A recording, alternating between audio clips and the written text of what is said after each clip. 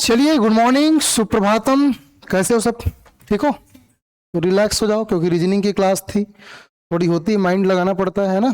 अब थोड़ा सा हम लोग नए चेंजेस करेंगे। हम लोग पैडागॉजी, पर्यावरण अध्ययन के बारे में डिस्कस करेंगे। ठीक है, कुछ इंपॉर्टेंट फैक्चुअल कॉन्सेप्ट होंगे, कुछ इंपॉर्टेंट टर्मिनोलॉजी होंगे, कुछ इंपॉर्टेंट डेट्स होंगे। इस पर्टिकुलर टॉपिक पे डिस्कस करेंगे। जितने प्रतिभागी हैं, एक बार वीडियो को लाइक अवश्य कर दीजिए, क्योंकि ये हमारी क्लासेस शुरू हो चुकी है पर्यावरण अध्ययन की, जो कि ईपीएल सीरीज के तहत है। चलिए, पहले क्वेश्चंस को बिना देरी के स्टार्ट करते हैं। जितने प्रतिभागी जुड़े हैं सबको बता दूं एक बार पुनः, गुड मॉर्निंग, सुप्रभातम। जाग जाइए, उठ जाइए, क्योंकि समय हो चुका है तैयारी का। क्योंकि मात्र और मात्र यहां से जुलाई, अगस्त, सितंबर 3 महीने का समय बचा है। लगभग 104-5 दिन का समय बचा है। उसके बाद आपकी सहायक शिक्षक की एग्जाम्स हो जाएगी। बहुत सारे बच्चे अभी भी कंफ्यूजन की अवस्था में कि सर पेपर तय समय पे होगा कि नहीं होगा। तो एक बार फिर बता देता हूं कि निर्धारित तय समय पे पेपर होगा। कोई संस्थान जब नई गठित हुई तो अपना वो तमाशा नहीं बनाएगा एग्जाम डेट को चेंज करके। ठीक है, चूंकि आप सबको पता है सीजीपीएससी एससीजी जो व्यापम था वो नाम चेंज करके अभी क्या बन गया है, सीजीएसएसबी। ठीक है, तो वो अपना है ना पोपट नहीं करेगा डेट चेंज करके, वो तय समय पे होगी। क्योंकि अगर मेंशन किया गया है, डेट शामिल किया गया है, तो निर्धारित समय पे होगी। लेकिन हाँ, नोटिफिकेशन का थोड़ा सा दिक्कत ये रहेगा कि जैसे कि बार बार ये बोला जा रहा है कि 40-45 दिन पहले आएगा, तो उसी डेट पे आपको सिलेबस और नोटिफिकेशन देखने को मिलेगा। लेकिन अभी आपको कंटिन्यूटी बनाए रखना है, क्योंकि यही वो समय है, ये जुलाई अगस्त का जो 2 महीने का समय है, ये डिसाइड करेगा कि आपका सिलेक्शन होगा कि नहीं होगा। क्योंकि अभी उन बच्चों जो बच्चे तैयारी कर रहे हैं ना, वो अपनी कमियों को पूरा करेंगे। जैसे अगर उनकी अंग्रेजी खराब है तो अंग्रेजी ठीक करेंगे, सीडीपी खराब है तो सीडीपी ठीक करेंगे, रीजनिंग खराब है तो रीजनिंग ठीक करेंगे, मैथ से खराब है तो मैथ से ठीक करेंगे। लेकिन बहुत सारे बच्चे ऐसे भी होंगे, अभी तक तो नोटिफिकेशन नहीं है यार, क्या पढ़ेंगे, सरकार तो 3 साल से ऐसी बोल रही है, हो सकता है और डिले हो जाए। तो ये सारी तमाम बातें देखने को मिलती है, और बहुत सारे बच्चे इस कारण से सिलेक्शन नहीं ले पाएंगे, क्योंकि आखिरी को 1 महीना पढ़ेंगे जब नोटिफिकेशन आएगा। लेकिन इस कंपटीशन एग्जाम में खरगोश कभी नहीं जीतेगा। जीतेगा कौन? कछुआ। ठीक है, तो याद रखना है, कछुए की चाल से धीरे धीरे लेकिन स्लो एंड स्टडी रूप से चलते रहना है। चलिए, आप सबको बता दो कि सी टेट की हमारी बैच स्टार्ट हो चुकी है। जो बच्चे पेपर 1 और पेपर 2 अब तक सीजी टेट सी टेट नहीं निकाल पाए, उसके पास एक मौका है। देन हमारे साध्य पीएससी एकेडमी पे 1 जुलाई से फ्रेश सहायक शिक्षक भर्ती की बैच स्टार्ट हो चुकी है। तो यहां से आप सीधा ज्वाइन कर सकते हैं, और अलग अलग टेस्ट सीरीज अवेलेबल है। साथ ही साथ व्यापम सीजीएसएसबी के एग्जाम्स भी आपको देखने को मिलेंगे। चलिए, पहला क्वेश्चन आपकी स्क्रीन पे। पहला क्वेश्चन आपसे क्या पूछा जा रहा है?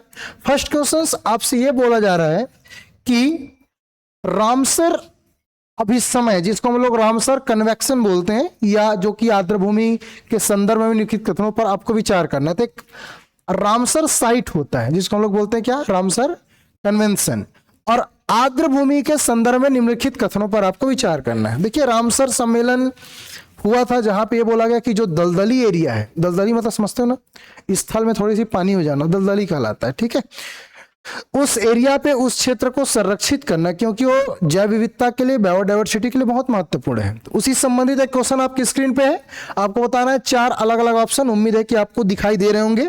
ठीक है, चलिए स्टार्ट करते हैं। भारत के मॉन्ट्रेक्स रिकॉर्ड में वर्तमान में केवल केवलादेव राष्ट्रीय उद्यान और लोकटक झील शामिल है। ये पहला स्टेटमेंट।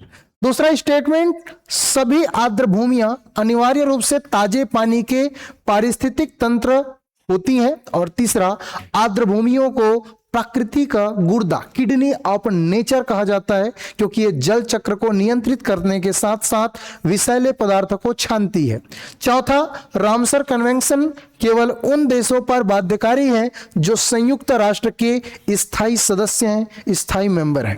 चलिए, क्वेश्चंस बहुत अच्छा लेवल पर दिया गया है, आप सबको बताना है। ठीक है, चलिए, तो मैं कमेंट देख रहा हूं सारे बच्चों का। ऑप्शंस मुझे चाहिए इसका आंसर। आप सभी जितने प्रतिभागी जुड़े हैं, विच इज द करेक्ट आंसर, आप सब जुड़ जाइए, बताइए कि which is the correct answer. चलिए,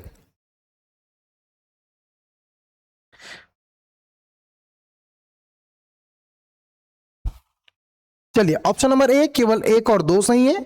ऑप्शन नंबर बी केवल 1 और 3 सही है। ऑप्शन नंबर सी केवल 2, 3, 4 सही है। और डी 1, 2, 3, 4 सभी सही है। विच इज द करेक्ट आंसर? क्या लग रहा है? चलिए, बहुत सारे बच्चों का आंसर आ चुका है सर, ऑप्शन नंबर बी लगा दीजिए। ठीक है, जितने प्रतिभागी जो ऑप्शन नंबर बी वाले हैं सारे के आंसर करेक्ट हैं। ठीक है, कैसे सर, उसको एक्सप्लेन करते हैं। यहां पे हम लोग देख रहे हैं 4 अलग अलग कूट दिए गए, 4 अलग अलग स्टेटमेंट दिए गए, जिसमें पहला स्टेटमेंट है कि भारत के मॉन्ट्रेक्स रिकॉर्ड में वर्तमान में केवल 2 जगह शामिल है, एक केवलादेव राष्ट्रीय उद्यान जो कि राजस्थान में है, और एक लोकटक झील, ये दोनों शामिल है। बिल्कुल सही स्टेटमेंट है कि मॉन्ट्रेक्स रिकॉर्ड जो कि कहीं ना कहीं मॉन्ट्रेक्स रिकॉर्ड है, इसमें कहीं ना कहीं दोनों जगह को शामिल किया गया है। और वो कौन सी जगह है, राष्ट्रीय उद्यान और लोकटक झील। पूछा जाता है ना कि भाई लोकटक झील और केवलादेव राष्ट्रीय उद्यान क्या मॉन्ट्रेक्स रिकॉर्ड में शामिल है कि नहीं है, तो याद रखना मॉन्ट्रेक्स रिकॉर्ड में शामिल है। अच्छा, है क्या चीज, उसको समझते हैं।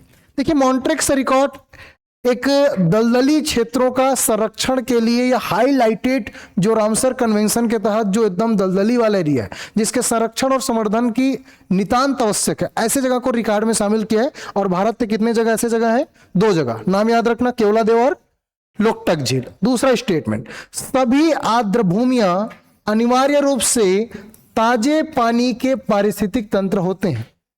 ये सही बात है भाई, झील के पानी हो सकते हैं ताजे भी हो सकते हैं खारे भी हो, समझ रहे हो ना बात को। तो ये खारे पानी के भी हो सकते हैं, फ्रेश वाटर जरूरी नहीं है, इसलिए स्टेटमेंट क्या है, गलत है। तो दूसरा स्टेटमेंट क्या हो गया, गलत हो गया। कॉमन सेंस से बन जाता अगर आप एलिमिनेट करते तो, ठीक है, क्योंकि अगर इसमें भी 2 है, इसमें भी 2 है, इसमें भी 2 है, तो भाई फ्रेश वाटर के लिए थोड़ी होगा।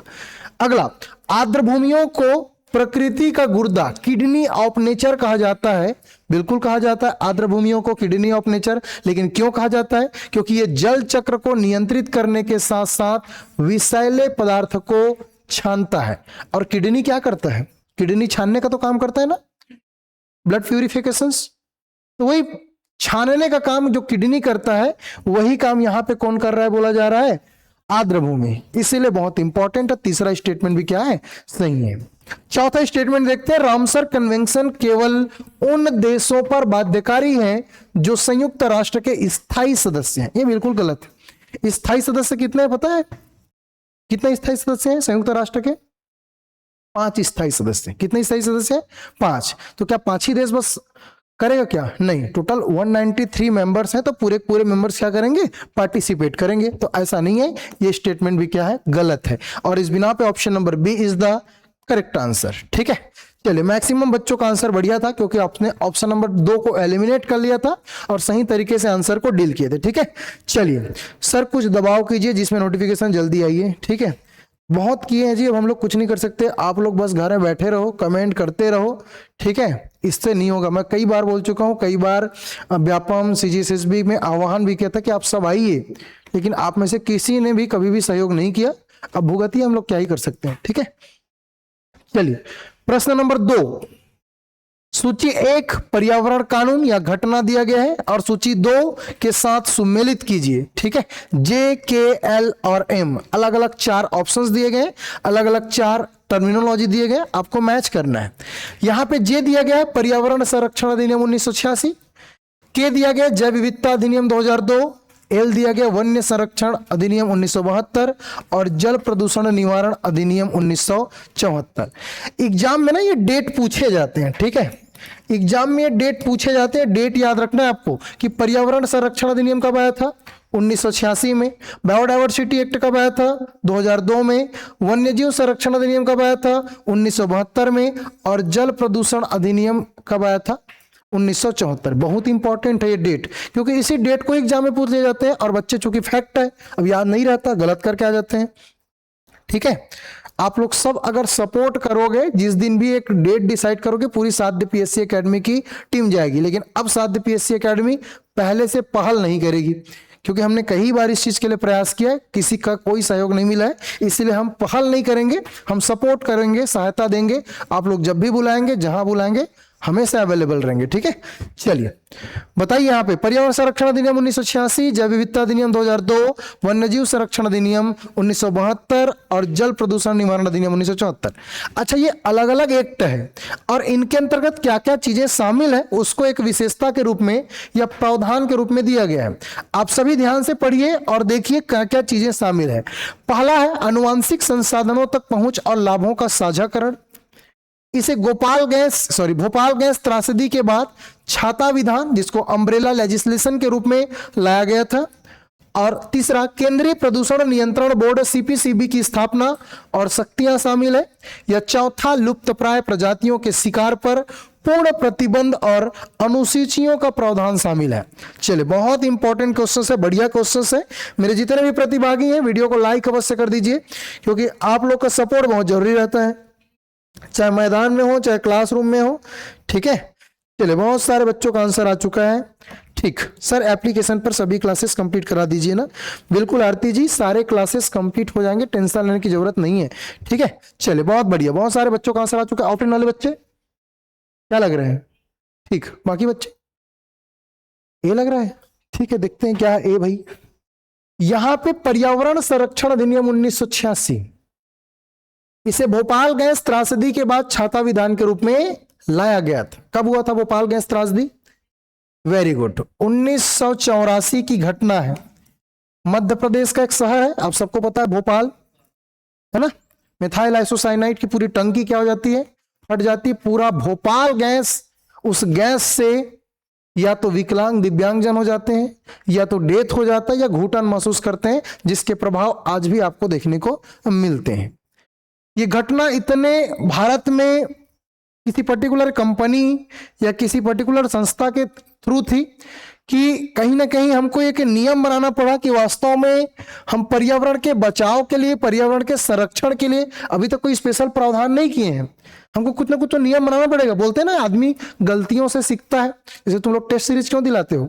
टेस्ट सीरीज इससे दिलाते हो क्योंकि जो एग्जाम हॉल में जो गलतियां होती है, OMR में डबल डबल भर देना, ये समय पे 100 क्वेश्चन नहीं कर पाना, या एग्जाम हॉल में टाइम मैनेजमेंट नहीं कर पाना, या क्वेश्चंस में भटकाव जो फील होते हैं, 2 क्वेश्चंस में हमको कंफ्यूजन रहता है कि भाई ये होगा कि ये होगा। और ज्यादातर बच्चों का कंफ्यूजन यही रहता है कि सर मुझे हमेशा से 2 क्वेश्चंस पे डाउट रहता है। तो यही वाली जो गलतियां थी भोपाल गैस त्रासदी 1984 की, इसी से, अब चूंकि दिसंबर की घटना थी, 3 दिसंबर 1984, तो कहीं ना कहीं 1 साल नियम बनाने में लगा और 1986 में क्या लाया गया? पर्यावरण संरक्षण अधिनियम। तो याद रखना भैया, जे का 2 और जे का 2 यहां पे 2 ठो है, या तो ए आंसर हो सकता है या तो बी आंसर हो सकता है। आगे देखते हैं, जैव विविधता अधिनियम 2002। भाई इसमें से 2 ही चीज दिख रहा है जैव विविधता से रिलेटेड। एक दिया क्या? अनुवांशिकी संसाधनों तक पहुंच और लाभों का साझाकरण, और एक और क्या दिया है? लुप्तप्राय प्रजातियों के शिकार पर पूर्ण प्रतिबंध और अनुसूचियों का क्या? प्रावधान। तो भैया हम लोग बायोडायवर्सिटी में क्या पढ़ते हैं? अलग अलग आनुवंशिकी का उपस्थिति, साझाकरण। ठीक है, तो यहां पे दूसरा ऑप्शन के का क्या हो जाएगा? फर्स्ट हो जाएगा, और के का फर्स्ट मतलब ऑप्शन नंबर ए। आगे देखते हैं, वन्यजीव संरक्षण अधिनियम 1972 बनता है, वन्यजीव संरक्षण अधिनियम 1972। और ये स्टॉकहोम सम्मेलन के बाद जितनी भी लुप्तप्राय प्रजातियों के शिकार पर पूर्ण प्रतिबंध लगा दी जाती है, और कुछ अनुसूचियों का क्या किया जाता है? प्रावधान किया जाता है। स्टॉकहोम सम्मेलन हुआ था 1972 में, डेट याद रखना 5 जून 1972। 5 जून इसलिए इंपॉर्टेंट क्योंकि इसी दिन फिर हम लोग क्या मनाते हैं हर साल? पर्यावरण दिवस। तो कब से मना रहे हैं? 1972 से। 5 जून 1972 से हम लोग विश्व पर्यावरण दिवस मना रहे हैं। इसके पीछे रीजन यही है कि स्टॉकहोम सम्मेलन, तो यहां पे दिया गया एल का क्या हो जाएगा? 4। दिन लास्ट बच गया जल प्रदूषण नियंत्रण, जिसमें सीपीसीबी की स्थापना हुई थी। ये सीपीसीबी का फुल फॉर्म याद रखना, central pollution control board, Hindi में केंद्रीय प्रदूषण नियंत्रण बोर्ड की स्थापना कब हुई थी? ये डायरेक्ट फैक्ट क्वेश्चन पूछे जा सकते हैं, तो बताना केंद्रीय प्रदूषण नियंत्रण बोर्ड की स्थापना कब हुई थी? 1974 के जल प्रदूषण निवारण नियंत्रण अधिनियम से। इतने फैक्ट, इतने डाटा, इतने कॉन्सेप्ट आपके क्लियर पर्टिकुलर टॉपिक से होने चाहिए। That's it. चलिए, राधे राधे भाई, सबको राधे राधे। चलिए अगले क्वेश्चन की ओर बढ़ते हैं। Option number A is the correct answer. ठीक है, चलिए, कई लोग को लग रहा होगा कि बहुत स्लो क्वेश्चंस करा रहा है। देखो, क्वेश्चंस कराना मेरा मकसद नहीं है, वो तो तुम पुस्तक लेके खुदे कर सकते हो, शॉर्ट हो बैठे बैठे यहाँ टाइम पास क्या करना है ना। तो लेकिन हमारा है कि भाई कैसे किसी क्वेश्चंस को डील किया जाता है। ठीक है, चलिए, अब ये जिंदगी में नहीं भूलोगे कभी कि 1974 में सीपीसीबी की स्थापना हुई थी, और सीपीसीबी का फुल फॉर्म क्या है? केंद्रीय सेंट्रल बोर्ड ऑफ कंट्रोल। कहीं ना कहीं लिंक तो करेगा, क्लासरूम में बैठे हो तो, है ना। तो बस यही मकसद है। अगला क्वेश्चन आपकी स्क्रीन पे, प्रश्न नंबर 3। प्रश्न नंबर 3 आप ही लोग के लिए बहुत इंटरेस्टिंग क्वेश्चन है। और क्वेश्चन में क्या पूछा जा रहा है? क्वेश्चन में यह बोला जा रहा है कि एक पर्यावरण शिक्षिका है, एक ईवीएस की क्या है? मैडम है, शिक्षिका है। अब ये जो ईवीएस की जो शिक्षिका है ना, कक्षा 4 के बच्चों को वाष्पीकरण और संघनन पढ़ा रही है। बंद करो। वाष्पीकरण और क्या पढ़ा रही है? संघनन। That's it. कौन से क्लास में? क्लास 4 में। क्या पढ़ा रही है? वाष्पीकरण और संघनन की अमूर्त अवधारणा सिखाना चाहती है। भाई चूंकि वाष्पीकरण और संघनन दिखने वाला चीज तो है नहीं, वो एक अमूर्त कॉन्सेप्ट है, लेकिन उसको प्रैक्टिकल करके समझाना चाहिए था। अब उसको समझाना चाहती है, सिखाना चाहती है, जो चीजें दिखाई नहीं दे रही है।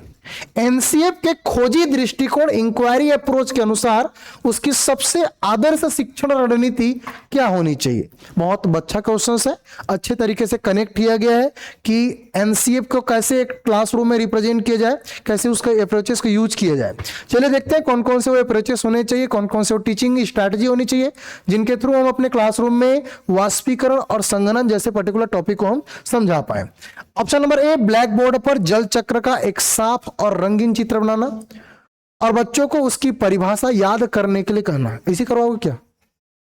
कभी भी हमको बच्चों को याद से याद वाले काम में नहीं करना है। एक टीचर बनने जा रहे हैं, ठीक है, याद करने वाला चीज में बिल्कुल हमको इन्वॉल्व नहीं होना है। दैट्स इट, पहला चीज। दूसरा, कक्षा में स्टील के खाली गिलास में बर्फ के टुकड़े डाल देंगे, बच्चों को गिलास की बाहरी सतह पर पानी की बूंदों का अवलोकन करने के देंगे, उनसे उसके पीछे का कारण सोचने के लिए कहेंगे। यहां पे एक चीज आया है, पीछे के कारण सोचने के लिए कहेंगे। दैट्स की ऑफ द टीचिंग एग्जाम्स। बच्चे को हम लोग को क्या कराना है? सोचने के लिए मजबूर कराना है, दिमाग को ब्रेन स्टॉर्मिंग कराना है, अब सारी चिंतन डाइवर्जेंट थिंकिंग कराना है। तो ये इंपॉर्टेंट फैक्ट। बच्चों को सीधे प्रयोगशाला ले जाना और थर्मामीटर की मदद से पानी के क्वथनांक को नोट करवाना। डायरेक्ट रटवाने की बात हो रही है यहाँ भी, क्योंकि नोट करना मतलब तुम सीधा से क्या कर रहे हो? रटवाने का काम कर रहे हो। जल ही जीवन है, जल ही क्या है? जीवन है विषय पर एक सुंदर कविता पढ़ना और बच्चों को घर से एक चार्ट बनाकर लाने के लिए कहना। पढ़ा क्या रहे हो तुम? वाष्पीकरण और संघनन। और तुम करवा क्या रहे हो? होमवर्क, कहानी वहानी के उसको लगा करना, ठीक है? ऐसा नहीं है। हमको क्या करना है? बच्चों को सोचने के लिए क्या करना है? मजबूर करना है प्रैक्टिकल के थ्रू। भाई हमने एक गिलास दिया कांच का, और कांच के गिलास में एक बर्फ की सिल्ली डाल दी, देखेंगे इसके चारों तरफ क्या आ जाएगा? वाष्प बन जाएगा। बनता है ना, देखिए जनरली, ठीक है? जिन लोग बियर वियर पियाते होंगे उन लोग को और अच्छे से पता होगा कि उसमें और जल्दी बनते हैं ना। चलिए, तो option number B is the correct answer, ठीक है? चलिए अगला प्रश्न आपकी स्क्रीन के क्वेश्चन नंबर 4। एक घास के मैदान के पारिस्थितिक तंत्र ग्रासलैंड इकोसिस्टम में यदि प्राथमिक उत्पादकों के स्तर पर कुल उपलब्ध शुद्ध प्राथमिक उत्पादकता एनपीपी 20,000 किलो कैलोरी है, तो लिंडमैन के नियम के अनुसार तृतीयक उपभोक्ता जैसे बाज चील के स्तर पर कितनी ऊर्जा पहुंचेगी? यह क्वेश्चंस मेरे द्वारा फ्रेम किया गया है। उम्मीद है कि आपको अच्छा लगेगा। कमेंट करके जरूर बताएं कि क्वेश्चंस का लेवल कैसा है, ठीक है? सर जी ये क्लास कब कब होता है और कितने टाइम होता है, प्लीज बता दीजिए। पर्यावरण की क्लास हर सैटरडे को होती है, सोम मंगलवार को भी होती है यूट्यूब पे, है ना? इतना ही टाइम होती है, 9 से 10 होती है ना? ठीक, तो सारे बच्चे शामिल हो जाएंगे भाई। चलिए ठीक है विमला जी, चलिए बताइए भाई, हमारी पर्यावरण की बेजोड़ क्लास स्टार्ट हो चुकी है। बताइए कि लिंडमैन के 10% ऊर्जा नियम के अनुसार यहां पे प्राथमिक उत्पादक के पास कितने कैलोरी एनर्जी है? 20,000 किलो कैलोरी है, ठीक है? कितने हजार किलो कैलोरी है? 20,000 किलो कैलोरी है के सीएल में। चलिए थोड़ा सा प्रैक्टिकल है, चीजों को करके देखिए, समझ आएगा। चलिए बनाइए बनाइए, थोड़ा सा एफर्ट लगाइए, ठीक है? बहुत बढ़िया, ये ऑप्शन ठीक। चलिए बनाइए, ट्राई कीजिए। देखो ये क्वेश्चन डिसाइड करेगा कि आपकी वास्तव में पर्यावरण कितना अच्छा है। ये क्वेश्चन डिसाइड करेगा कि वास्तव में आपने पर्यावरण के सब्जेक्ट को पढ़ा है कि नहीं पढ़ा है, ठीक है? चलिए भाई, मैं चाहता हूं कि सारे बच्चे इस क्वेश्चंस को बनाएंगे। चलिए क्लासरूम में मैं भी बना देता हूं। सबसे पहले तो ये बोला जा रहा है कि एक घास के मैदान के पारिस्थितिक तंत्र में यदि प्राथमिक उत्पादक के स्तर पर कुल उपलब्ध शुद्ध प्राथमिक उत्पादकता एनपीपी कितनी है? 20,000 किलो कैलोरी है, ठीक है? तो लिंडमैन के नियम के अनुसार मतलब 10% जाएगा किसमें? अब यहां पे है क्या चीज? एक घास के मैदान। सबसे बड़ी बात यहीं पे है, सबसे बड़ा टर्निंग पॉइंट यहीं पे है कि कहां की बात हो रही है? Grassland ecosystem. और ग्रासलैंड इकोसिस्टम है क्या चीज? प्राथमिक उत्पादक है। क्या है? प्राथमिक उत्पादक, जिसको उत्पादक ही बोलते हैं। अब यही प्राथमिक उत्पादक जिसको हम लोग उत्पादक बोलते हैं, इसका 10% कहा जाता है, अगले चरण पे जाता है, मतलब प्राथमिक उपभोक्ता। तो अगर मैं बोलूं इसका 10%, तो हमको कितना मिलेगा? ये कट जाएगा, ये कट जाएगा, हमको कितना मिलेगा? 2000। कितना मिल गया? 2000। हो गया। ये किसकी बात हो रही है? प्राथमिक उपभोक्ता। फिर इसका 10% कहा जाएगा द्वितीयक उपभोक्ता में। करो 10%, तो 10% करेंगे तो ये कट जाएगा, 200 आ जाएगा। That's it. हमको क्या बोला गया है? तृतीयक उपभोक्ता, मतलब एक कदम और बढ़ना है, कदम बढ़ाए जाओ। तीसरा क्वेश्चन, 10% निकालोगे तो आएगा 20 KCl। तो जिन मेरे प्यारे साथियों का आंसर 20 KCl है, किलो कैलोरी है, it is the correct answer, option number C. ठीक है, चलिए, मैक्सिमम बच्चों का बिल्कुल करेक्ट आंसर है, option number C is the correct answer sir. कि इस प्रकार से लिंडमैन ने समझाया है कि उत्पादक, क्योंकि उत्पादक के पास हाईली एनर्जी रहती है, क्योंकि वो सूर्य के प्रकाश से सीधा भोजन बनाते हैं, उसका 10% प्राथमिक उपभोक्ता पे, उसका 10% द्वितीयक उपभोक्ता पे, उसका 10% तृतीयक उपभोक्ता फाइनली जाता है। ठीक है, तो सबसे कम ऊर्जा किसके पास? तृतीयक उपभोक्ता के पास। ठीक है, चलिए अगला प्रश्न आपकी स्क्रीन पे, और ये क्या पूछा जा रहा है? प्रश्न नंबर 5 आपकी स्क्रीन पे दिया गया है। यदि पृथ्वी के वायुमंडल और समुद्रों में नाइट्रोजन स्थिरीकरण करने वाले सभी सूक्ष्म जीव जैसे राइजोबियम, साइनोबैक्टीरिया अचानक पूरी तरीके से नष्ट हो जाए, अचानक पूरी तरीके से नष्ट हो जाए, दिमाग लगा के यहां पे है ना क्वेश्चंस बनाना है कि अगर पृथ्वी के वायुमंडल और समुद्र में नाइट्रोजन स्थिरीकरण करने वाले राइजोबियम, साइनोबैक्टीरिया अचानक से क्या हो जाए? नष्ट हो जाए, तो इसका पारिस्थितिक तंत्र पर क्या तत्कालिक प्रभाव पड़ेगा? तत्कालिक मतलब करेंट सिचुएशंस पे तुरंत क्या प्रभाव पड़ेगा? उम्मीद है क्वेश्चन आपको बहुत अच्छा लगेगा, क्योंकि इसमें आपको ब्रेन खोलने का मौका मिलेगा। ये क्वेश्चंस कॉमन सेंस बेस्ड है, साइकोलॉजिकल बेस्ड है।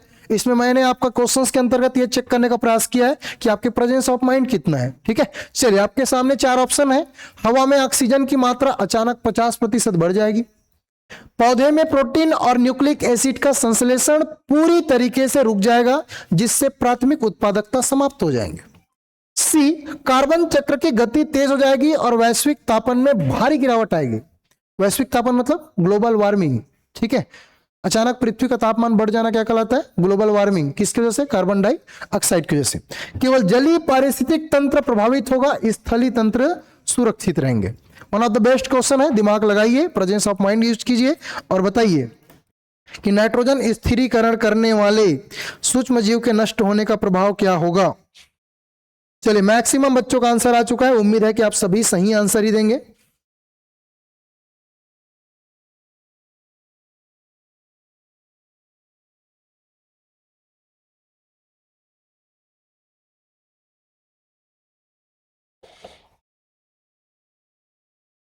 चलिए अब मैं बताता हूं, आप लोग सोच लिए, ध्यान से सुनिए मेरी बातों को। ये पर्टिकुलर जो टॉपिक है वो आपके पारिस्थितिक तंत्र, कई लोगों को लग रहा है क्या क्वेश्चन ले आया है अपने आप से बना दिया, ऐसा नहीं है। ये क्वेश्चंस पारिस्थितिक तंत्र के उत्पादक से बना गया है। वास्तव में उत्पादक मतलब पेड़ पौधे जो सूर्य के प्रकाश से अपना भोजन स्वयं बनाते हैं। सिंपल सी परिभाषा उत्पादक का। उत्पादक का मतलब यह है कि जो सूर्य के प्रकाश से अपना भोजन स्वयं बनाते हैं। अब अपना भोजन जब स्वयं बनाएंगे तो कहीं ना कहीं नाइट्रोजन की भी जरूरत होगी, क्योंकि भाई वायुमंडल में नाइट्रोजन भी है 78%, है ना, अकेला ऑक्सीजन को थोड़ी लेगा।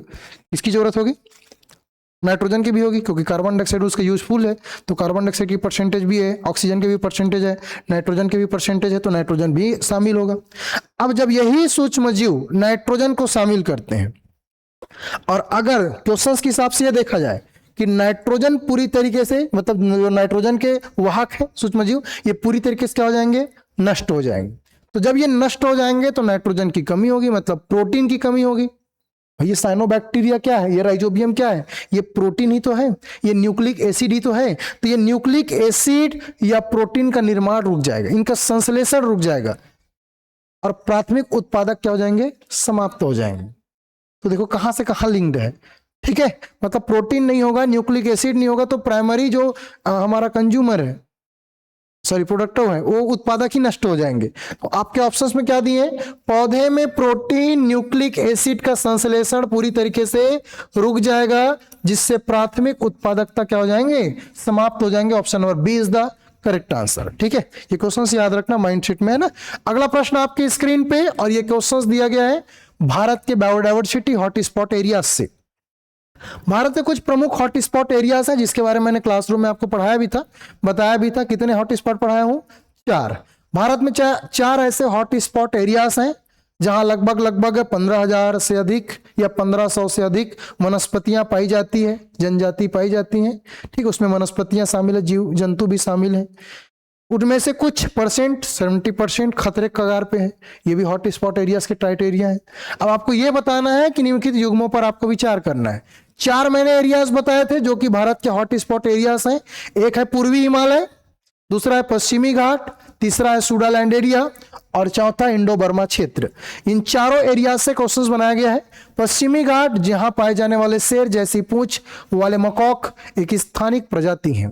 इंडो बर्मा क्षेत्र, इसमें भारत का संपूर्ण उत्तर पूर्वी क्षेत्र शामिल है। सूडालैंड इस हॉट स्पॉट के अंतर्गत भारत का केवल अंडमान और निकोबार द्वीप समूह का क्षेत्र आता है। उपरोक्त में से कौन सा युग्म सही है, ये आपको बताना है। इसको हमने क्लासरूम में पढ़ा है, तो सारे बच्चों से मैं रिक्वेस्ट करता हूं कि सारे बच्चे इसके सही आंसर देंगे।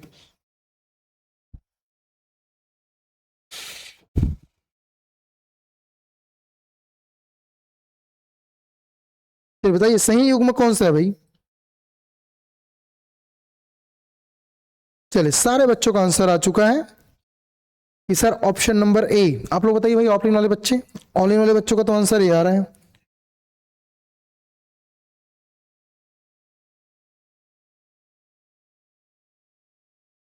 क्या होगा?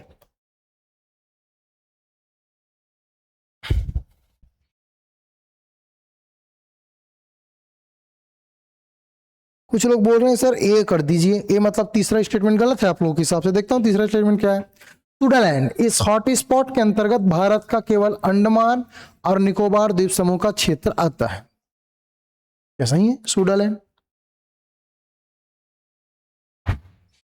चलिए, बहुत बढ़िया। लगभग सारे बच्चों का बिल्कुल करेक्ट आंसर है, क्योंकि ये इंडो बर्मा एरिया के साथ साथ हल्के से अंडमान निकोबार द्वीप समूह। लेकिन यहाँ पे थोड़ा सा टर्मिनोलॉजी ये गलत वे भी नहीं मान सकते, क्योंकि ये अंडमान निकोबार द्वीप समूह में ही आता है। पहली बात, सबसे इंपॉर्टेंट बात यह है कि भैया जो सूडालैंड एरिया है ना, ये अंडमान निकोबार द्वीप समूह में ही है। लेकिन यहाँ पे दोनों टर्मिनोलॉजी तो सही है, पहला वाला भी सही है, दूसरा वाला भी सही है। तीसरा को जो आप लोग गलत बोल रहे हो उसको मैं प्रूव कर रहा हूं। सूडालैंड जो है, ये जो सूडालैंड वाला एरिया है, ये जो हमारे अंडमान निकोबार जो द्वीप समूह है, ठीक है, क्योंकि हमारा केंद्र शासित प्रदेश भी है, इसी एरिया को बोलते हैं क्या? सूडालैंड, जहां पे मैक्सिमम बायोडाइवर्सिटी पाए जाते हैं। तो ये स्टेटमेंट सही है कि केवल अंडमान निकोबार द्वीप समूह का क्षेत्र आता है, क्योंकि ये पूरा एरिया, क्योंकि इसके आसपास तो पूरा समुद्र है फिर। ठीक है, इधर हिंद महासागर, और ये कौन सा है? बे ऑफ बंगाल, बंगाली खाड़ी। ठीक है, तो ये पूरा कौन से एरिया में आता है? सूडालैंड, अंडमान निकोबार द्वीप समूह। इसलिए करेक्ट आंसर होगा ऑप्शन नंबर डी। ठीक है, मैक्सिमम बच्चे ए वाले थे, कुछ थे डी वाले। ठीक है, लेकिन आंसर याद रखना, D is the correct answer. चलिए, अगला प्रश्न आपके स्क्रीन पे, प्रश्न नंबर 7। प्राथमिक स्तर की पर्यावरण अध्ययन की कक्षा में एक बच्चा कहता है हवा अदृश्य है, इसलिए इसमें कोई वजन या पदार्थ नहीं होता। इस छात्र की इस वैकल्पिक धारणा, मिसकॉन्सेप्शन या अल्टरनेटिव कॉन्सेप्शंस को दूर करने के लिए एक शिक्षक को निम्नलिखित में से कौन सा सुधारात्मक कदम उठाना चाहिए? बताइए, तुम लोग कल डेट में गुरुजी बनने वाले हो, मैडम बनने वाले हो, टीचर बनने वाले हो, क्या करोगे? तुम ही लोग के ऊपर छोड़ देता हूं इस क्वेश्चंस को। सबके सब मिलकर बताओ कि which is the correct answer. Option number A, B, C and D. चलिए, ध्यान से देखिए और बताइए क्या हो जाएगा। ठीक, चलिए देखिए भाई, सारे बच्चे से आंसर चाहिए मुझे, जितने प्रतिभागी है ना, सारे बच्चों से आंसर चाहिए।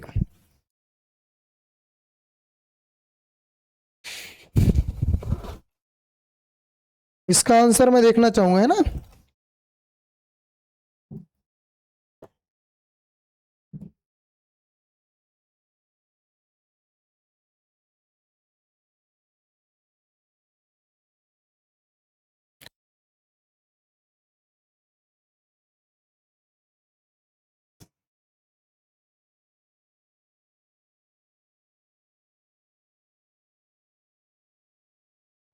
ठीक, बहुत बढ़िया, सारे बच्चों का आंसर मैं देख रहा हूं, बहुत बढ़िया। यहाँ पे बच्चों की जो वैचारिक भ्रांति है इसके बारे में क्वेश्चंस था और आपने सही आंसर दिया है। ऑप्शन नंबर क्या है आप लोग के अनुसार? बी। क्या दिया? बी। तो समान गुब्बारों में हवा भरकर उन्हें एक डंडी के दोनों सिरों पर बांधना, फिर एक गुब्बारों को फोड़कर डंडी का असंतुलन दिखाना। चलिए एक बार क्वेश्चंस को पढ़ाता हूं। प्राथमिक स्तर की पर्यावरण की कक्षा में एक बच्चा ये कहता है, क्या कहता है? हवा अदृश्य। अदृश्य मतलब जो दिखाई नहीं देता, अदृश्य कहलाता है। ठीक है, इसलिए इसमें कोई वजन या पदार्थ नहीं होता। इस छात्र की इस वैकल्पिक धारणा, जिसको हम लोग अल्टरनेटिव कंसेप्शंस बोल रहे हैं, उसको दूर करने के लिए एक शिक्षक को क्या करेंगे? एक सुधारात्मक कदम उठाएंगे। क्या करेंगे? बच्चों को डांटना। कभी भी सीडीपी क्लास में बच्चों को नहीं डांटेंगे, ऐसा पढ़ते हैं। तो बच्चों को डांटना तो यहीं से खत्म। दो समान गुब्बारों में हवा भरकर उन्हें एक डंडी के दोनों सिरों पर बांधेंगे, फिर एक गुब्बारे को फोड़कर डंडी का असंतुलन को दिखाएंगे। इससे क्या पता चलेगा? बताओ क्या पता चलेगा? दिमाग लगाओ, क्या पता चलेगा? आप लोग यहाँ पे प्रायोगिक प्रमाण दे रहे हो, प्रैक्टिकली तो करा रहे हो ना। अब प्रायोगिक प्रमाण दे रहे हो, दो समान गुब्बारों में हवा भरकर, ये क्या सिद्ध करेगा? कोई बताएगा मुझे? ऑनलाइन वाले बच्चे, ऑफलाइन वाले भी, क्या दिखाएगा? वास्तव में क्या चीज दिखाएगा? एक आंसर। हाँ, अगर ऐसा दिखाएंगे तो क्या पता चलेगा? कि वजन है। सिर्फ ये की पॉइंट है कि वजन क्या है। तो हमको वहां पे क्या दिखाना है? कि वास्तव में हवा में वजन होता है, और यही हवा में वजन होता है ये प्रूव हो गया किससे? डंडी का संतुलन बिगड़ने से। ठीक है, option number B is the correct answer. अगला भी देख लेते हैं। ब्लैक बोर्ड पर हवा के सब तो काम रटाने वाला है, छात्र को सीधे याद करना है तो कभी हो ही नहीं सकता। चलिए अगला प्रश्न आपकी स्क्रीन पे, क्वेश्चन नंबर 8। क्वेश्चन नंबर 8 आपसे क्या पूछा जा रहा है? एक जलीय पारिस्थितिक तंत्र। जलीय पारिस्थितिक तंत्र मतलब तालाब, झील, ठीक है, समुद्र में अनजाने में डीडीटी नामक कीटनाशक का छिड़काव हो जाता है। किस टाइप के? अनजाने में। तो अनजाने में एक डीडीटी नामक कीटनाशक का छिड़काव हो जाता है। जैव आवर्धन के सिद्धांत के अनुसार इस झील के पारिस्थितिक तंत्र के किस जीव में डीडीटी की सांद्रता सबसे अधिक पाई जाएगी? चलिए इसका आंसर आप सारे बच्चे कमेंट करके दीजिए।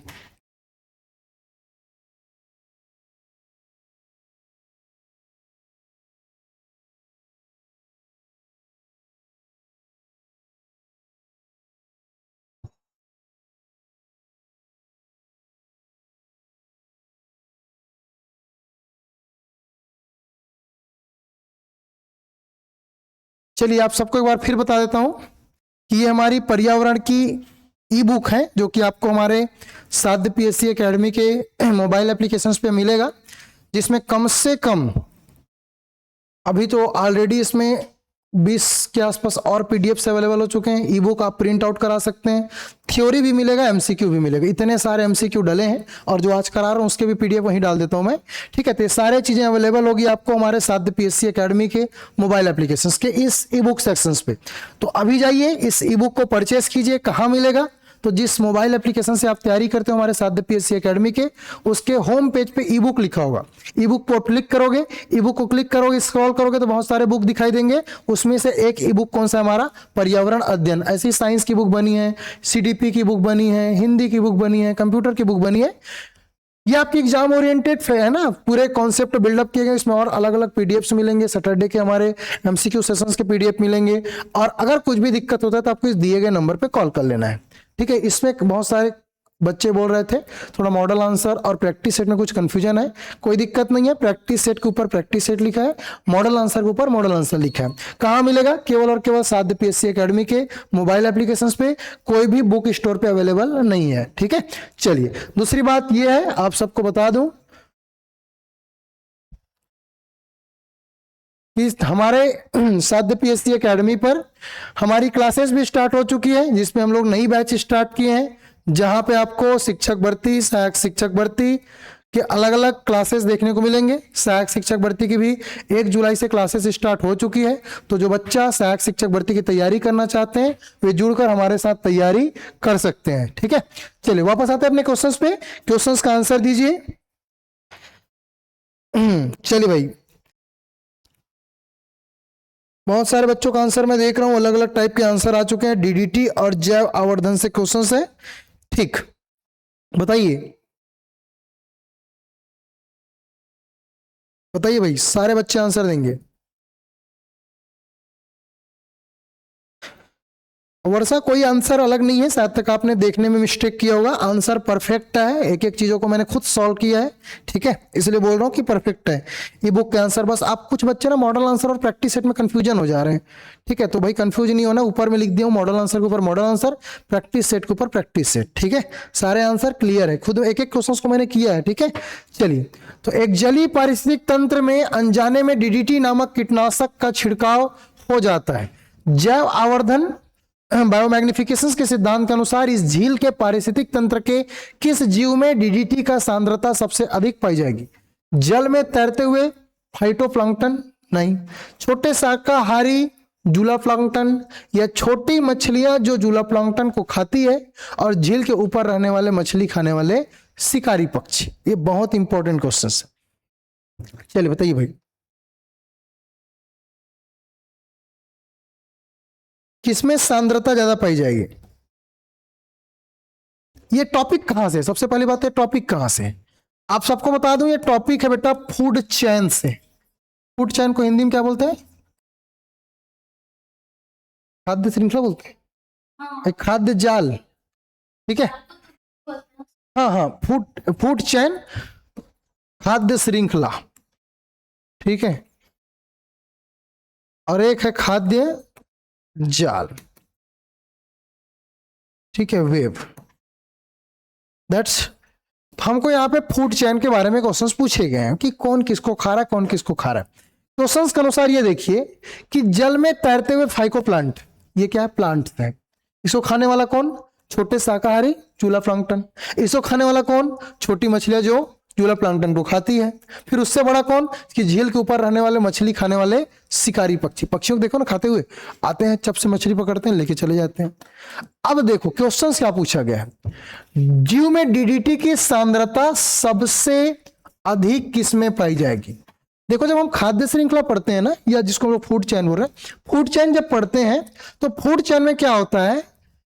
उत्पादक को खाने वाला प्राथमिक उपभोक्ता, प्राथमिक को खाने वाला द्वितीयक, द्वितीयक को खाने वाला तृतीयक उपभोक्ता। तो जो सबसे ऊपर टॉप फ्लोर में होता है उसमें सांद्रता सबसे ज्यादा जाती है।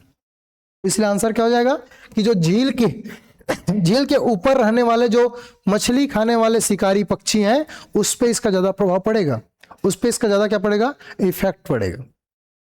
समझ रहे हो? इसलिए देखना, ये गाय बकरियां कभी बीमार पड़ती तो है, लेकिन बहुत कम पड़ती है, लेकिन जो टॉप फ्लोर में रहने वाले हैं उनको ज्यादा बीमारी पड़ती है। शेर को देखना एक बार तबियत खराब पड़े रहेगा, इंसान को देखना पड़े रहेगा, ठीक है, तो टॉप फ्लोर वालों को ज्यादा दिक्कत होता है, ठीक है।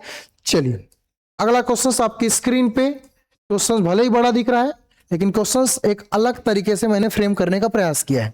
ये थोड़ा सा कॉन्सेप्ट वाला क्वेश्चंस बनाया था मैंने कि कक्षा 5वीं की पर्यावरण अध्ययन की पाठ्यपुस्तक में अलबरूनी की नजर से, the ice of the Al-Biruni नामक एक अध्याय शामिल किया गया है एनसीईआरटी में, तभी लिखा हूं, ठीक है, ऐसा नहीं अपने मन से कहानी नहीं बना दिया हूं, कि कक्षा 5वीं की पर्यावरण अध्ययन की पाठ्यपुस्तक में अलबरूनी की नजर से द आइस ऑफ अलबरूनी नामक एक अध्याय क्या किया गया है? शामिल किया गया है, जो प्राचीन भारत के तालाबों और जल प्रबंधन प्रणाली के बारे में बात करता है।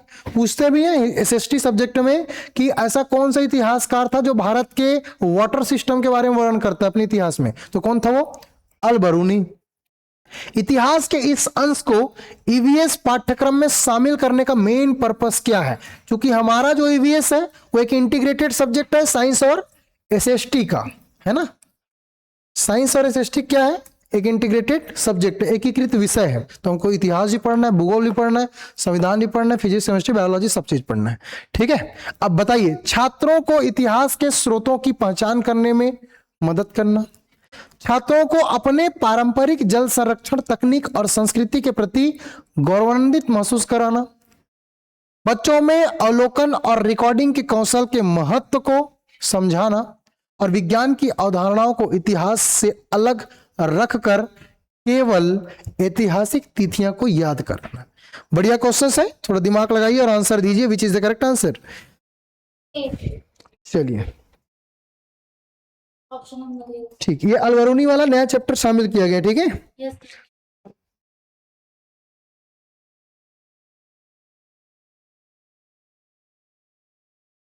चलिए बहुत बढ़िया, सारे बच्चों का आंसर आ चुका है।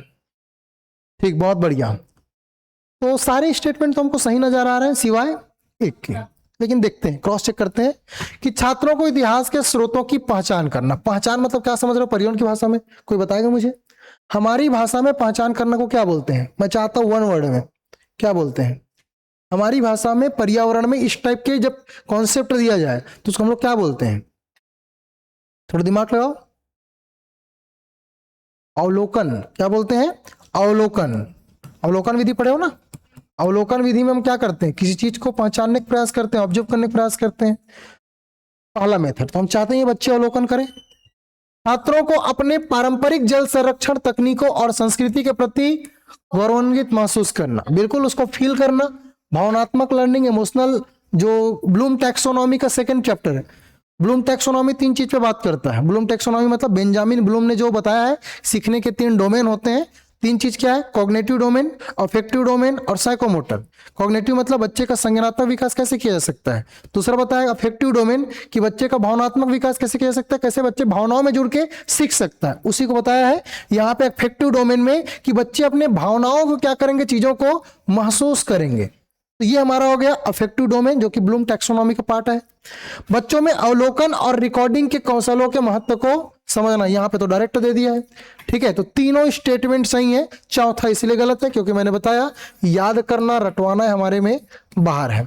तो option number A is the correct, सारे बच्चों का बिल्कुल correct answer option number D is the, sorry option number A is the correct answer. ठीक है, चलिए लास्ट क्वेश्चन की ओर बढ़ते हैं। अगला प्रश्न आपकी स्क्रीन पे, और ये आपसे क्या पूछा जा रहा है? अगला प्रश्न आपसे ये पूछा जा रहा है कि पर्यावरण अर्थशास्त्र में प्रयुक्त होने वाले शब्द कार्बन क्रेडिट क्या है?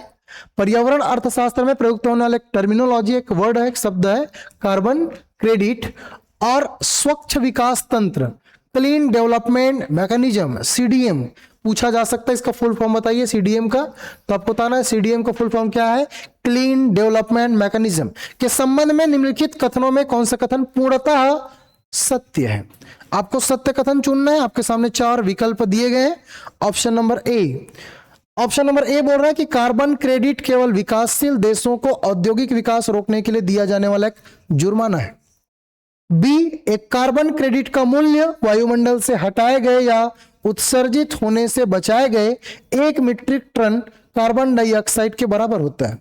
सी, क्योटो प्रोटोकॉल के तहत विकसित देशों के लिए कार्बन उत्सर्जन को कम करने का कोई कानूनी बंधन नहीं था। डी, कार्बन क्रेडिट को अंतरराष्ट्रीय बाजार में खरीदा या बेचा नहीं जा सकता। चलिए भाई, बहुत अच्छा क्वेश्चन है, बताइए। थोड़ा सा रिलेट करना हमारे टॉपिक से, हमको ज्यादा एडवांस लेवल पे नहीं सोचना है, हमारे सिलेबस के अकॉर्डिंग रहना है, उतना ही हमको सोचना है जितना हमारे सिलेबस में है। तो कार्बन क्रेडिट केवल विकासशील देश, तो ऐसे ही खत्म हो गया। ठीक है, तो ऑप्शन नंबर ए तो हो ही नहीं सकता। दूसरा, एक कार्बन क्रेडिट का मूल्य वायुमंडल से हटाए गए या उत्सर्जित होने से बचाए गए 1 मीट्रिक टन कार्बन डाइऑक्साइड के बराबर होता है। ठीक लग रहा है? क्योटो प्रोटोकॉल के तहत विकसित देशों के लिए कार्बन उत्सर्जन को कम करने का कोई कानूनी बंधन नहीं है। ऐसा थोड़ी है सबके लिए रहेगा भाई, तो ये भी ऑप्शन नहीं हो सकता। कार्बन क्रेडिट को अंतरराष्ट्रीय बाजार में खरीदा या बेचा नहीं जा सकता, ये भी गलत। Which is the correct answer? Option number B, चूंकि ये आंसर बता रहा है कि कार्बन डाइऑक्साइड हटाए गए 1 कार्बन क्रेडिट के मूल्य क्या होते हैं? बराबर होते हैं। उम्मीद है कि आपको आज का प्रश्न अच्छा लगा होगा। थोड़े से कुछ बच्चों का प्रश्न था आने वाले वैकेंसीज को लेके, जो कि सहायक शिक्षक भर्ती के 2292 पदों पर थी, कि सर आखिरकार कैसे तैयारी करें। ठीक है, हम किस प्रकार से रणनीति बताएं आने वाले समय पे, क्योंकि अब समय नहीं बचा है, मुश्किल से 104-5 दिन बचा हुआ है। ठीक है, अगर मैं मोटा तौर पर बोलूं तो 3 महीने का ही समय बचा है आज, क्योंकि 4 जुलाई का है ना, 4 जुलाई का हो गया। आपको 11 अक्टूबर को एग्जाम देना है। आपके सामने मोटे तौर पे देखा जाए तो 100 डेज है, और आपके सामने 10 बड़े बड़े सब्जेक्ट हैं। उससे ज्यादा भी है, कम तो नहीं बोल सकता। सब्जेक्ट की एक बार संख्या देख लेते हैं, आपको क्या क्या पढ़ना है, तो थोड़ा सा आपको समझ आया। और पहला सब्जेक्ट और सबसे इंपॉर्टेंट सब्जेक्ट आपका सीडीपी, दूसरा सब्जेक्ट है आपका मैथ्स, तीसरा आपका सब्जेक्ट है इंग्लिश, और चौथा सब्जेक्ट है आपका हिंदी। ये कोर सब्जेक्ट है, ये तो होना ही है, इसमें कोई फेरबदल होने वाला नहीं है। और एक और चेंजेस सब्जेक्ट है आपका ईवीएस, इसमें कोई फेरबदल होने वाला नहीं है। तो जिन लोग अभी तक सिलेबस का इंतजार कर रहे हो ना, इतने को ही ढंग से कर लो। अभी भी कई लोग अंग्रेजी खराब है, मुझे पता है, अभी भी मैथ्स खराब है, उस लेवल का नहीं है, वो भी पता है। सबसे बड़ा बात, रीजनिंग जुड़ेगा कि नहीं जुड़ेगा, सबसे बड़ा क्वेश्चन कि रीजनिंग शामिल होगा कि नहीं होगा। क्या दिक्कत है, रीजनिंग शामिल नहीं होगा तो भी कोई दिक्कत नहीं, होगा तब भी कोई दिक्कत नहीं। हमको ये सब्जेक्ट स्ट्रांग रखना है। हो गया तो ये भी 1.5 महीने में हो सकता है कंप्लीट, जब सिलेबस आए। कोई बहुत बड़ा चीज तो है नहीं। उसमें से आधा क्वेश्चन इनमें से कौन सा अलग है, एक साइड दे देगा तालाब, नदी, पठार और झील दे दिया, तो कौन सा अलग है, पठार। वो कॉमन सेंस वाला सब्जेक्ट है रीजनिंग, थोड़ा सा प्रैक्टिस करोगे 1 महीने में आ जाएगा, इसमें कोई दिक्कत नहीं। इसमें आपको उलझना नहीं है कि ये सब्जेक्ट रहेगा कि नहीं रहेगा, बस टाइम वेस्ट है। इसको सोचने में एनर्जी वेस्ट नहीं करना है। जितना एनर्जी लगाना है ना अंग्रेजी को ठीक करने में लगाओ, जितना एनर्जी लगाना है मैथ्स को ठीक करने में लगाओ, जितना एनर्जी लगाना है सीडीपी के कॉन्सेप्ट को समझने में लगाओ। अभी भी बता दूंगा, एरिक्सन के 8 मनोसामाजिक सिद्धांत को लाइन से बताओ, उम्र साथ वाट लग जाएगी। तो भाई जो सब्जेक्ट हमको आता है उसको अच्छा कीजिए ना आप लोग, बार बार उसकी प्रैक्टिस कीजिए भाई। एरिक्सन के 8 मनोसामाजिक सिद्धांत, Sigmund Freud, Jerome Bruner, Jean पियाजे, वाइगोस्की, क्लोहरबर्ग, अधिगम, सतत आकलन मूल्यांकन, समावेशी शिक्षा, एकीकृत शिक्षा, विशिष्ट शिक्षा। जब आपके पास इतने टॉपिक्स हैं तो इन टॉपिक्स पर आप फोकस कीजिए, ठीक है ना कि ये रीजनिंग के ऊपर पढ़ रहे हो कि शामिल होगा कि नहीं होगा। आधे बच्चों को क्वेश्चन नहीं है कि सर रीजनिंग शामिल होगा कि नहीं होगा। जितना एनर्जी है इसमें लगा रहे हो ना, उससे ज्यादा एनर्जी इसमें लगाओ तो बेनिफिशियरी है। सहायक शिक्षक की ऋण है सीडीपी, इसलिए बोल रहा हूं क्योंकि यहां भी आपको सीडीपी देखने को मिलेगा, यहां भी आपको सीडीपी देखने को मिलेगा, यहां भी आपको सीडीपी देखने को मिलेगा, यहां भी आपको सीडीपी देखने को मिलेगा। बिना पैडागॉजी के सब्जेक्ट कंप्लीट ही नहीं है। आपको यहां भी क्वेश्चंस देखने को मिलेंगे, यहां भी क्वेश्चंस, यहां भी क्वेश्चंस, यहां भी क्वेश्चंस। तो जितना एनर्जी यहां लगाइए, ठीक है। तो अगर यहां पे एनर्जी लगाते हैं ना तो आपको उसका बेनिफिट मिलेगा, ना कि यहां एनर्जी लगाने से। वही वाली बात है कि नदी, तालाब, झील, पहाड़ वो कर लोगे, कोई बहुत बड़ी बात नहीं, 1 महीना है कर लोगे, ठीक है। चलिए अगला सब्जेक्ट आपका क्या है, कंप्यूटर। और एक और सब्जेक्ट है जीएस। कुछ और छूट रहा है क्या, इतना ही है क्या, कुछ है, इतना ही है, ठीक है। अभी तो फिलहाल इतना ही याद आ रहा है। अब जीएस में 2 मिनट की मैं बात करता हूं। फिजिक्स, केमिस्ट्री, बायोलॉजी, पर्यावरण अध्ययन, history, polity, geography, economics, Chhattisgarh GS और करंट अफेयर, इतनी है। आर्ट एंड कल्चर और शामिल कर देता हूं। क्वेश्चन कितने आने हैं, 10 ठो मैक्सिमम। और कितने सब्जेक्ट हैं, 10-12 ठो, है कि नहीं है। तो क्या नहीं पढ़े सर, पढ़ो, लेकिन थोड़ा स्मार्ट स्ट्रेटजी लगाओ।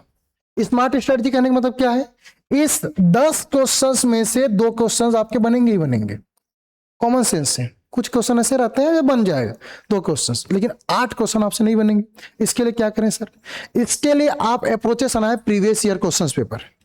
मैं गारंटी देता हूं अगर आप प्रीवियस ईयर क्वेश्चन पेपर लगाते हैं सीजीएसएसबी और सीजीपीएससी के जितने अभी तक आ चुके हैं, और अगर आप टीचर जो पढ़ा रहे हैं ना उस क्लास के प्रॉपर तरीके से वीडियोस भी देख लिए हैं, कहानी एआई से देख लिए हैं, या यूट्यूब के अलग अलग कोई भी कोचिंग संस्थान, मैं नहीं बोल रहा हूँ यूट्यूब पे बोल रहा हूँ इस बात को, मैं नहीं बोल रहा हूँ कि हमारे संस्थान के वीडियो को आप देखो, आपको जो सरल लगता है, जिससे भी आपको समझ आता है, वहां के जीएस देखिए, वहां के पीवाईक्यू लगाइए, या फिर सीजी व्यापम के कुछ क्वेश्चन से परख लीजिए। अगर इतने ही करेंगे तो आपके 10 में से 6 सही हो जाएगा। और जीएस में 10 में से 6 सही होना मतलब सिलेक्शन की ओर लेके जाएगा। कभी भी 10 में 10 नहीं आएगा, वो भगवान भरोसा है, वो पॉसिबल ही नहीं है कि 10 में 10 आ जाए। यूपीएससी में जीएस सब्जेक्ट क्यों है, सीजीपीएससी में जीएस सब्जेक्ट क्यों है, क्योंकि जीएस लगता सरल है क्या कठिन, क्योंकि उसका कोई लिमिटेशन नहीं है, कुछ भी पूछ सकता है। महात्मा गांधी के कितने पैर थे, 2, मन किया तो पूछ लेगा महात्मा गांधी कितने बाल थे, ये भी पूछा जा सकता है। समझ रहे बात को, वो जीएस अनलिमिटेड चीज है, उसकी कोई लॉजिक नहीं, मतलब कहीं से भी कुछ भी पूछा जा सकता है। तो आपको एक ब्रॉड लेवल पे इसको सिर्फ जानना है, समझना है, पढ़ते रहना है, इसके पीछे ज्यादा दिमाग नहीं लगाना है। जितना दिमाग लगाना है आपको, जितना मेहनत करना है इन पर्टिकुलर सब्जेक्ट पे आप दिमाग लगाइए, CDP, maths, English, Hindi, EVS और कंप्यूटर, क्योंकि यही जो सब्जेक्ट है ये आपको सिलेक्शन देगा। कौन सा आपको 100 में 100 लाना है, क्या पॉसिबल है क्या, आज तक किसी भी एग्जाम्स में 100 में 100 नहीं गया है और ना ही जाएगा, अब तो और नहीं जाएगा, और ये सब्जेक्ट रहेंगे तो और नहीं जाएगा। सीडीपी लगता सही है पेपर हॉल में कि मैं बनाया सही हूं, लेकिन जब आओगे ना घर में, जब मिलाओगे अरे यार ये हो गया था, ये ऐसे होना चाहिए था। तो इसके लिए आपको मैक्सिमम टाइम प्रैक्टिस करना पड़ेगा, क्योंकि छोटी छोटी देखो हमारे ये सीडीपी के 4 अलग अलग पार्ट हैं, एक ही पार्ट नहीं है। हम लोग जनरली सीडीपी को एक समझ लेते हैं। सबसे पहला पार्ट है शिक्षण अभिवृत्ति और शिक्षण अभिरुचि। मैक्सिमम क्वेश्चंस यहीं से पूछे जाते हैं सहायक शिक्षक में, शिक्षण अभिरुचि और शिक्षण अभिवृत्ति। अब आधे लोग को तो यही नहीं पता क्या पूछ रहा है, क्या बोल रहा है। टीचिंग एप्टीट्यूड और ठीक है, यहाँ पे ये जो टीचिंग एप्टीट्यूड के सब्जेक्ट हैं, ये टीचिंग एप्टीट्यूड आपका ये चेक करता है कि एक टीचर होने के नाते आपके अंदर कितनी समझ है बच्चों के ऊपर, कितना आपको आता है पढ़ाने के तरीके, ये पूछे जाते हैं। दूसरा आपके बाल मनोविज्ञान, जहां पे आपको ये चेक किया जाता है कि आपको बालकों के बारे में कितना पता है। जो वृद्धि से क्वेश्चन आता है, विकास से क्वेश्चन आता है, वो सब इसी से रिलेटेड है, बाल मनोविज्ञान से। ठीक है, तो अधिगम से क्वेश्चन आएगा, जीन प्याजे, वाइगोस्की, कोहलबर्ग, थार्नडाई, कीपी, पावलाव, कोहलर, सीएल हल, वो सब किससे आएंगे? मनोविज्ञान से। इस पर फोकस कीजिए। अब्राहम मास्लो का प्रेरणा सिद्धांत यहीं से आएंगे। तो ये जितने भी बाल मनोविज्ञान के अलग अलग मनोवैज्ञानिक हैं जिन्होंने कॉन्सेप्ट दिए हैं, हाँ